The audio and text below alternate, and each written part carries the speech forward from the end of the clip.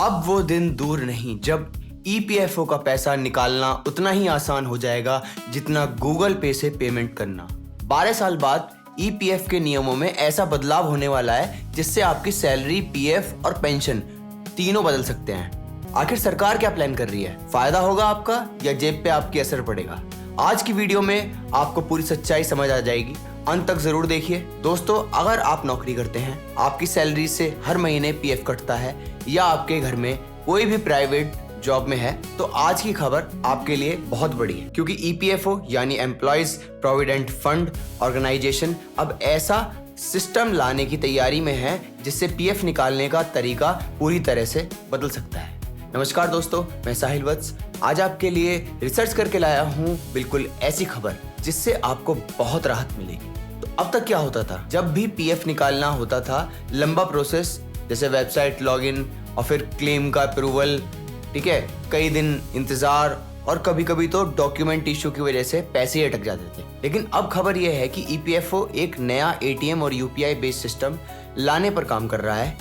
मतलब भविष्य में आप अपना पीएफ पैसा एटीएम कार्ड की तरह एक्सेस कर सकेंगे और यूपीआई के जरिए भी विड्रॉवल आसानी से हो सकता है। जरा सोचिए, जिस पीएफ के लिए लोग हफ्तों इंतजार करते थे वही पैसा मिनटों में मिल जाएगा, तो करोड़ों नौकरी पेशा लोगों की जिंदगी कितनी आसान हो जाएगी। लेकिन रुकिए, यहाँ एक बड़ा सवाल उठता है, क्या पूरा पीएफ कभी भी निकाल पाएंगे या फिर सिस्टम पर लिमिट होगी?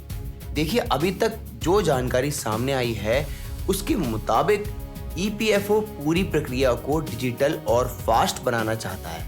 हालांकि फाइनल रूल्स और एग्जैक्ट लिमिट्स को लेकर अभी ऑफिशियल डिटेल रोल आउट बाकी है, इसलिए किसी भी वायरल मैसेज पर आंख बंद करके भरोसा मत कीजिए।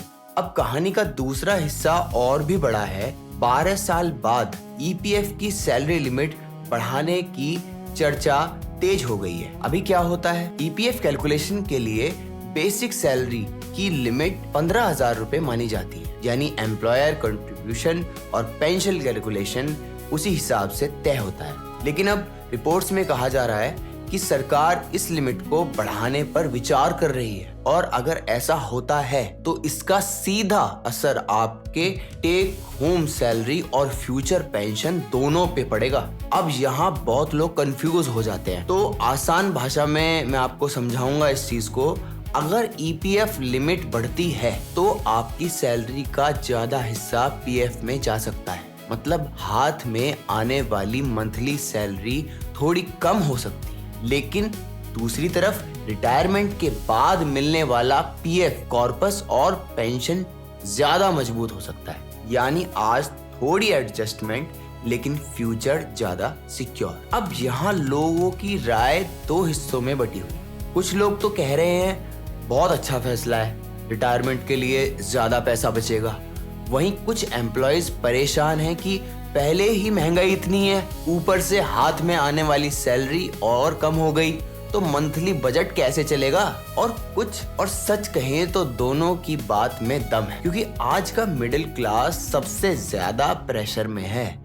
घर का किराया, बच्चों की फीस, ईएमआई, बिजली बिल, दवाई, ऐसे में हर 1,000 रुपए मायने रखते हैं। लेकिन दूसरी तरफ रियलिटी ये भी है कि भारत में बहुत लोग रिटायरमेंट प्लानिंग नहीं करते, तो उसका नतीजा क्या होता है, 60 साल की उम्र के बाद फिर फाइनेंशियल स्ट्रगल आते हैं उनको। शायद इसी वजह से सरकार और ईपीएफओ लॉन्ग टर्म सेविंग को और ज्यादा मजबूत करना चाहते हो। अब सबसे इंटरेस्टिंग बात यह है कि अगर एटीएम और यूपीआई वाला पीएफ सिस्टम सच में बड़े लेवल पर लागू हो गया तो ईपीएफओ की इमेज पूरी तरह बदल सकती है। क्योंकि आज भी बहुत लोग ईपीएफओ का नाम सुनते ही टेंशन में आ जाते हैं। स्लो प्रोसेस, कंप्लेंट और पेंडिंग क्लेम्स।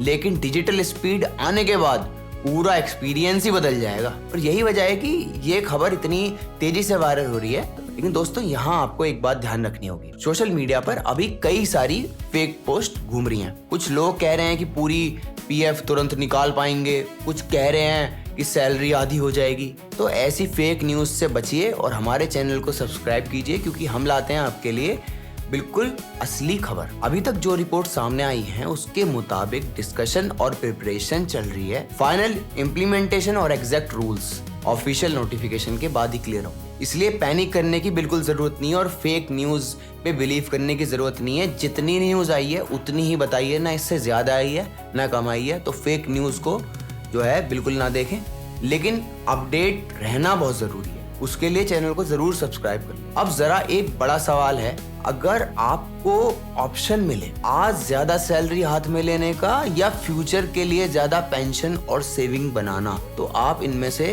कौन सा ऑप्शन चुनो? क्योंकि यही असली डिबेट है। आज की जनरेशन इंस्टेंट मनी चाहती है, लेकिन रिटायरमेंट सिक्योरिटी भी उतनी जरूरी होती है। और शायद आने वाले समय में पीएफ सिस्टम भारत के करोड़ों एम्प्लॉयज की फाइनेंशियल लाइफ पूरी तरह बदल देगा। एक तरफ इंस्टेंट विड्रॉवल की सुविधा, दूसरी तरफ बिगर रिटायरमेंट फंड, यानी शॉर्ट टर्म कंफर्ट बनाम लॉन्ग टर्म सिक्योरिटी। अब देखना ये होगा कि सरकार फाइनल रूल्स कैसे लाती है और एम्प्लॉयज इस बदलाव को कैसे लेते हैं।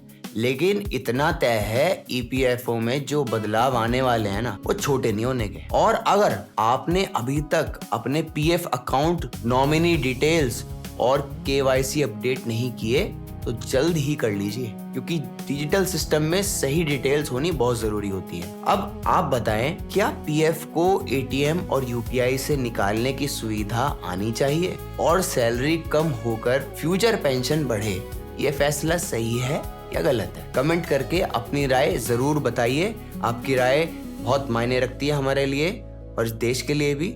वीडियो पसंद आई हो तो लाइक, शेयर और चैनल को सब्सक्राइब करना बिल्कुल मत भूलिए, क्योंकि यहाँ हम आपके पैसे और आपकी जिंदगी से जुड़ी हर बड़ी खबरें सबसे आसान भाषा में लेकर आते हैं। मिलते हैं अगली वीडियो में। जय हिंद।